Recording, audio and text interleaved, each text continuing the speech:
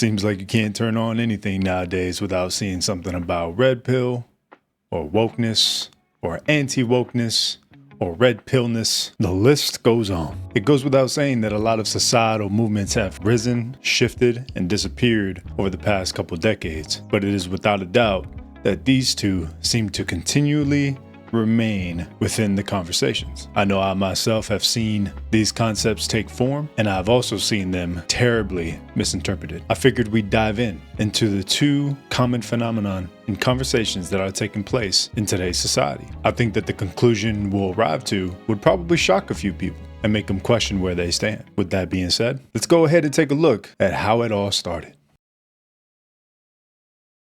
For those not familiar with red pill is a reference from the movie Matrix in the idea that the characters involved had a choice to remain ignorant or not remain ignorant, to learn an unsettling truth or not to. Taking the red pill means that you had to see the world for what it was, regardless of your current beliefs, regardless of what you thought. The way we can operationally define red pill is the willingness to learn the potential unsettling truth about self or the world in the hopes to better navigate life without the veil of ignorance. The initial intention was to preach the idea that we need to find purpose and not fall a victim to embitterment or be enslaved by societal pitches of submissiveness, defeat, and belittlement. That you shouldn't be ambitious. You shouldn't seek empowerment. You're fine as you are. What's wrong with how you are? You don't need to improve. You don't need to move. What's very interesting is that this idea was never strictly intended for men. It was for all people to live in their own realities, while also being optimistic with one's responsibility. It naturally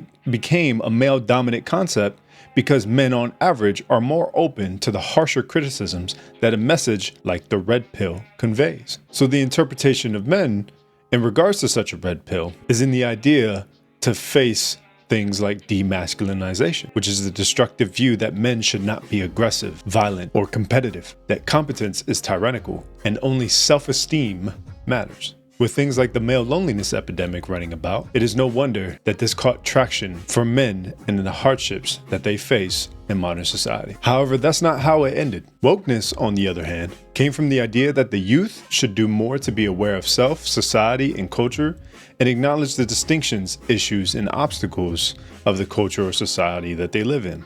Things like genuine racism, discrimination, and systems in place that instill or foster them. It had some relevancy in the early 1900s, but became popular again in 2010s by the R&B singer Erykah Badu. The way we can operationally define wokeness, or the adjective of being woke, is societal awareness, active attentiveness to important societal facts and issues, regardless of their base, to be aware or know more, and actively learn to avoid ignorance. The initial intention was instilling potential benefit of reading up on historical and personal patterns to make better decisions moving forward of what makes more sense, or making deliberate decisions on which things you should follow or endorse. Naturally, this narrative is very befitting of politics. Like red pill, the idea was for everyone. For a long time, there was a balance to its appeal before becoming predominantly female due to the inclusive ideas and factors of what it became. Now that sounds a lot like red pill, doesn't it? Why, oh why didn't I take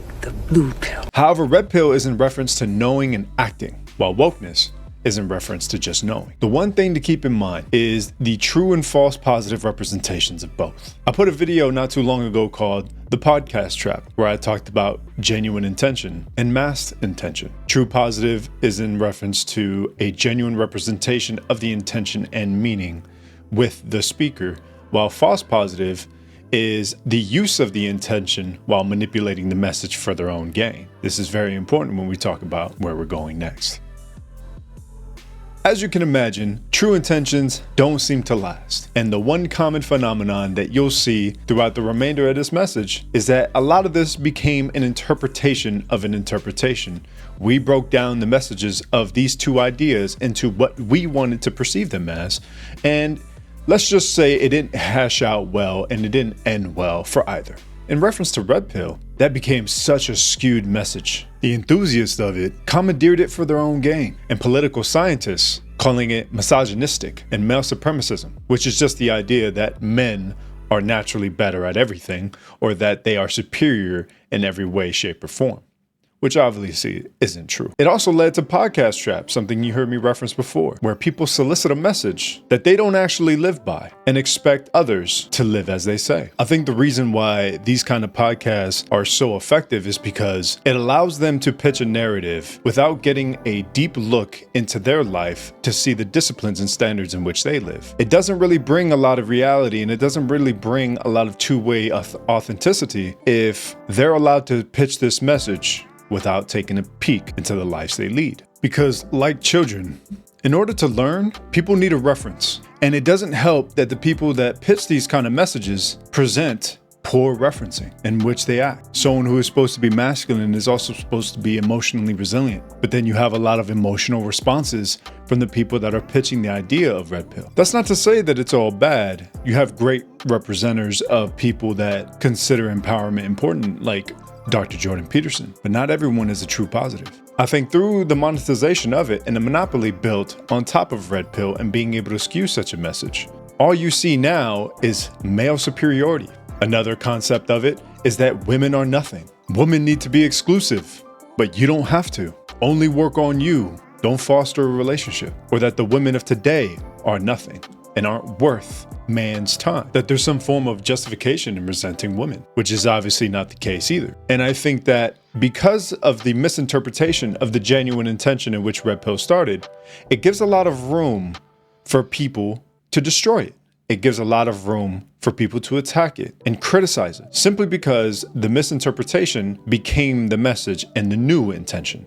And that's not really how this works, because the message didn't evolve. It devolved. You see it very often in religion.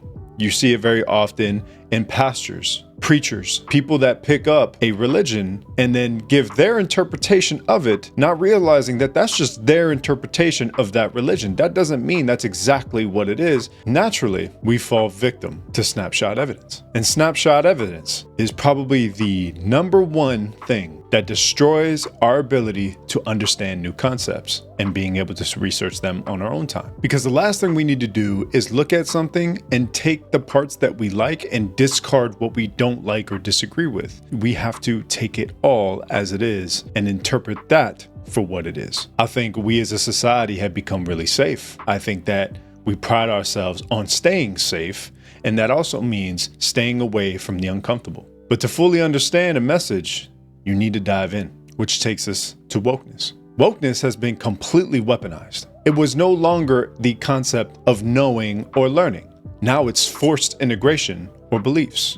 And that if you do not believe these things, then you are deemed a negative term. You're closed-minded, you're ignorant, you don't belong, you're racist, you're discriminatory, you're sexist, you're something bad because your beliefs don't align with mine. Naturally, this sows a lot of divide with the extremes through absolutes. There's a terrible misinterpretation and poor execution of DEI, which is obviously policies in place to encourage anti-discriminatory practices. DEI by itself is not a problem. It encourages that all people should be accepting of all cultures and allow the freedom of expression to exist, especially in the United States. DEI works in areas that don't have an obsession with power. DEI works in areas where someone can be hired on behalf of their efforts, regardless of their race, color, gender, or sexual orientation. That freedom should remain. However, that's not what it became. Now it's a matter of race, color, gender, or sexual orientation over efforts. Now it's not about how performative someone is, and now it's on the basis of what they look like or how they act. This is all under the guise of inclusion or being inclusive, and if you do not incorporate a diverse network, then you're not being inclusive enough. It's not because some of them were poor performers or not. That's not their fault. They should be hired on the basis of diversity. Naturally, this sows a divide with more traditional Americans and more traditional people in their own society. It creates a 360-degree hostility to state that if you're not with us, then you're against us. And that's an absolute that doesn't bode well for people that are just trying to learn or just trying to exist. Like I said at the start, this is an interpretation of an interpretation until it devolved into an animalistic nature for both sides. Wokeness is no longer what we think it is, and red pill has been demonized for anyone that doesn't believe in the message or is offended by the message.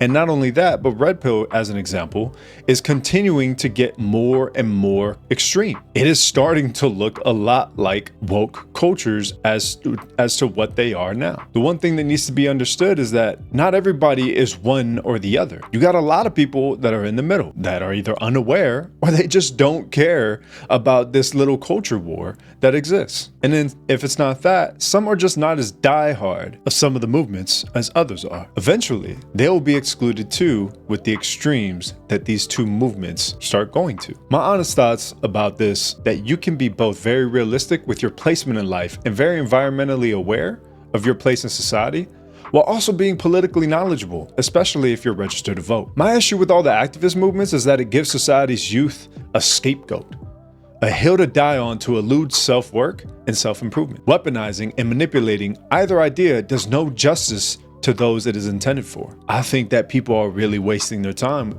without understanding the true intentions of either idea. I think the one thing that we need to stop doing is stop with the snapshot evidence activism. Research suggests that we're the most individualistic as a society than ever before. I wholeheartedly disagree. I think that people are desperately trying to belong, even forsaking their own thoughts in the process. Do your own research.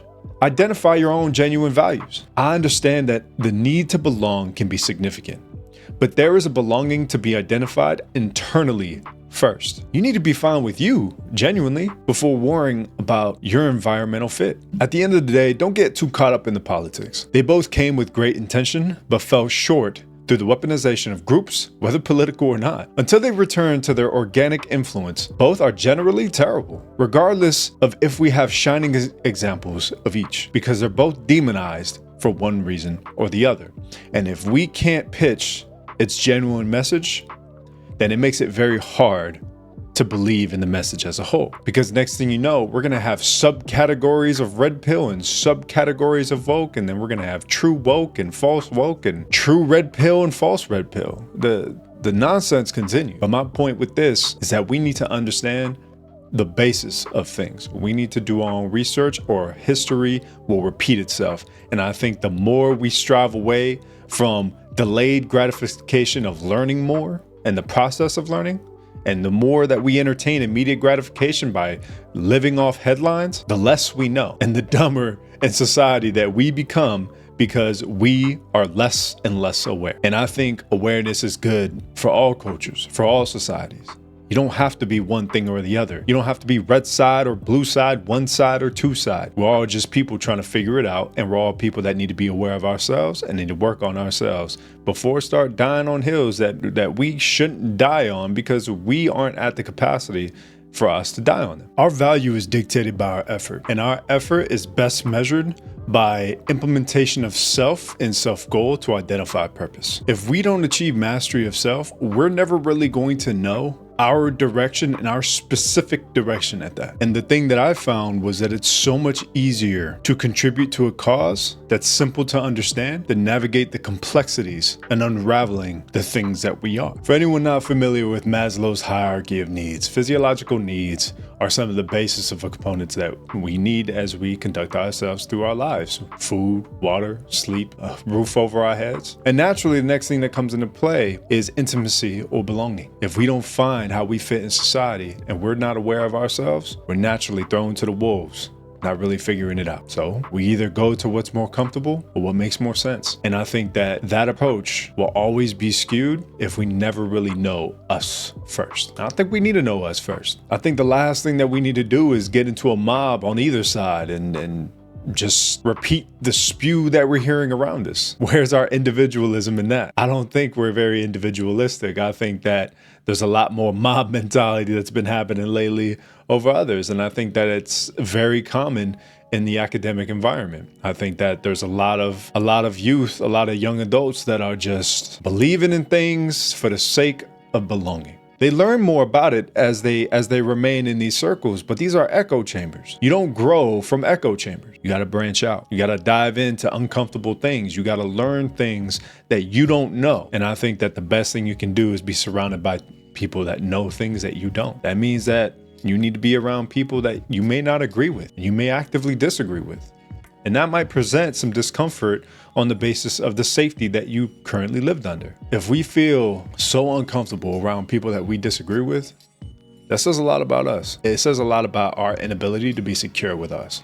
And I think that it goes a long way to know where you stand by knowing how you deal with things you don't agree with, things you're uncomfortable with. I think one of the most important things of doing so is learning how to navigate conflict management. And the people that never establish that, how can you ever think that you can be useful to any conflict without learning it? How are you going to have all the solutions if you can't even address internal conflict with you? And I think that growth often comes from discomfort. And I think that the more we fixate on a learning orientation, the more we establish ourselves regardless of the narrative around us. But that's it for me. Thank you for watching the video. If you enjoyed the content in general, please consider subscribing to the channel, as it really helps a lot. If you disliked the video, then dislike it. Hopefully you never see me again. But also comment in the comment section down below for any of your thoughts.